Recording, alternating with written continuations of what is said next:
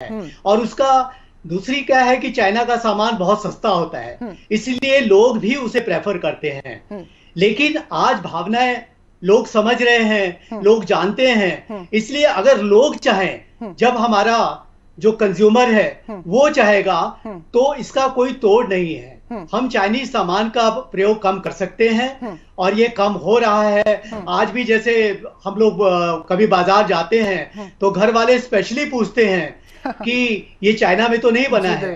तो आज भावनाएं हैं, ये होगा और ये होके रहेगा जी। और अंतर्राष्ट्रीय मामलों के जानकार रॉबिंदर सचदेव जी हमारे साथ हैं। सचदेव जी, तो ये बताइए, अगर हम वाकई में ऐसा करने की सोचते हैं तो कितनी ऐसे अंतर्राष्ट्रीय संधियां हैं, नियम हैं, कायदे हैं जो एक सीमा पर आकर हमारे हाथ बांध देंगी?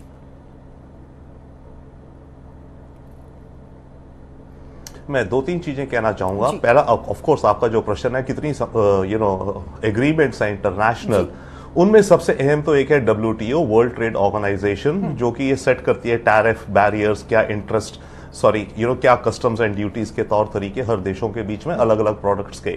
फिर है आपकी फ्री ट्रेड एग्रीमेंट्स वगैरह। WTO को लेकर के भी दुनिया में इस समय US चाइना की ट्रेड वॉर को लेके हो रहा है कि WTO का भी रिफॉर्म होना चाहिए। तो वो एक अलग मुद्दा है। But I will come back जो जिससे आपने डिबेट शुरू करी है कि अगर हम इकोनॉमिक बॉयकॉट करें चाइना का, क्या हम कर सकते हैं, और अगर हम करें तो पहली बात, जैसे मेरे बाकी पैनलिस्ट कहेंगे, ये बड़ा कॉम्प्लिकेटेड मैटर, हम इतनी आसानी से नहीं कर सकते।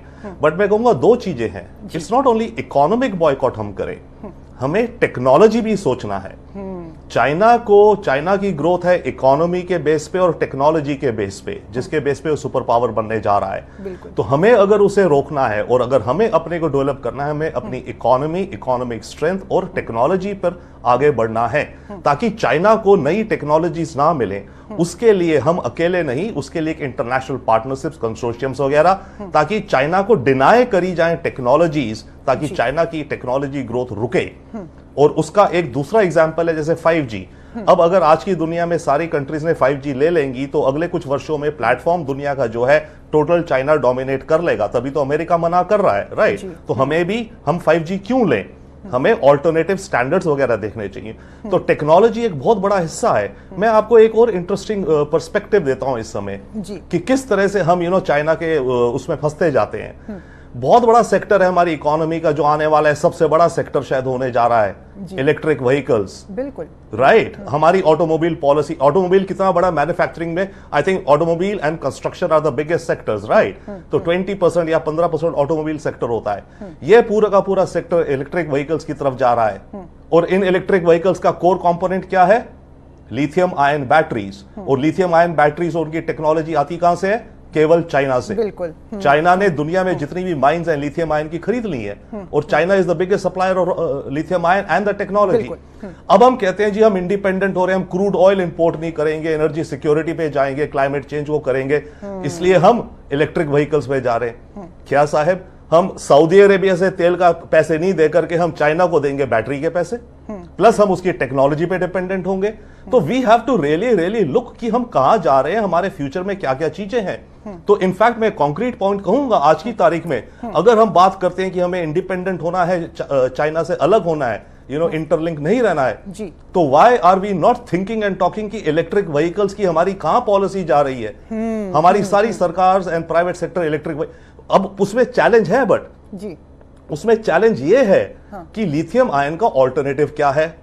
तो ठीक है ना, रिसर्च कीजिए ना, रिसर्च करेंगे तभी तो हम आगे बढ़ेंगे। हम अपने आप बोलते बोलते आत्मनिर्भर करके कहां तक जाएंगे? कहां तक हमारा कंज्यूमर बॉयकॉट करेगा? हमारा कंज्यूमर तो मानो पटाखे नहीं लेगा या झंडे नहीं लेगा एटसेट्रा। डायरेक्शन तो आएगा पॉलिसी से भी। तो दोनों को मिलकर करना होगा, consumers as well as the. तीसरा लेग भी है इसमें, इंडस्ट्री को भी स्टेप फॉरवर्ड करना होगा। इंडस्ट्री को इन्वेस्ट करना होगा R&D में, रिसर्च में। इंडस्ट्री को इन्वेस्ट करना होगा एक्सपेरिमेंटल में। रॉबिंदर जी, जो स्टार्टअप कंपनियां हैं उसमें भी देखिए आप कि कितना ज्यादा हिस्सा चीन का है, उसमें कितना निवेश है। तो फिर ऐसे में अगर आप किसी उद्योग को या छोटे उद्योग को आगे बढ़ाते हैं तो भी वो इतना ईजी नहीं होगा। नहीं, वो हमें पैसा चाहिए ऐसी। If I may just complete, if I may just complete, yes, वो रहेगा।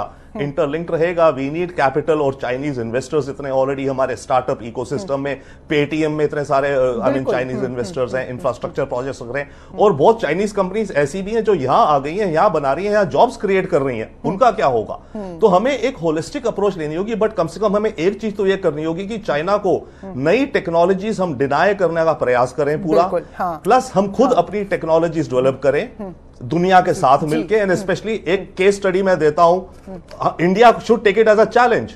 लिथियम आयन का ऑल्टरनेटिव दुनिया को लाके दो, हम दुनिया के लीडर बन जाएंगे टेक्नोलॉजी में। बिल्कुल बिल्कुल, ये सवाल तो we have to look at this situation. Manoj Mishra ji, देखिए ये आंकड़ों की बात है। अगर आप किसी चीज पर अपनी पीठ थपथपाते हैं, मान लीजिए जेनेरिक दवाइयों की हम बात करें, हम कहते हैं कि सबसे बड़े हम एक्सपोर्टर हैं, लेकिन उसका कच्चा माल जो 90% है वो हमें चीन से मंगाना पड़ता है। तो ऐसे में केवल ये बातें करके तो ये सब कुछ साबित नहीं हो सकता। और जो भी बात आपके राजनीतिक जो दल के विपक्षी नेता हैं के पांडे जी, उन्होंने भी आरोप लगाया कि आप जो कह रहे हैं दरअसल कहने में और करने में बहुत अंतर है, और बहुत सारी ऐसी नीतियां हैं जो आपके कथनी को सपोर्ट नहीं करती।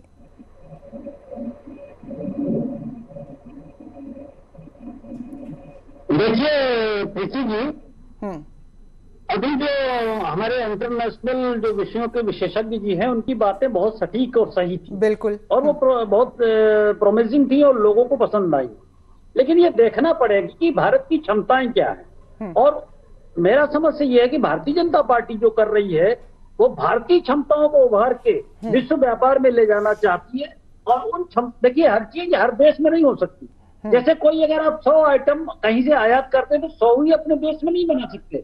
लेकिन ये देखना पड़ेगा कि भारत की क्षमता क्या है, भारत किन चीजों में विश्वव्यापी बढ़त हासिल कर सकता है और उसका एक्सपोर्ट कर सकता है। जैसे सॉफ्टवेयर इंडस्ट्री थी, चीन ने हार्डवेयर इंडस्ट्री को पकड़ लिया तो भारत ने सॉफ्टवेयर इंडस्ट्री को पकड़ लिया, और एक इंडस्ट्री को जो हार्डवेयर और सॉफ्टवेयर से मिलकर बनती थी उसका बड़ा हिस्सा भारत ने पाया। तो ये देखना पड़ेगा, और सरकार ये देख भी रही है, तो उन चीजों पर ध्यान फोकस करना पड़ेगा कि भारत की जो मूल शक्तियां हैं और उन मूल शक्तियों को डेवलप करके अंतरराष्ट्रीय बाजार में अपनी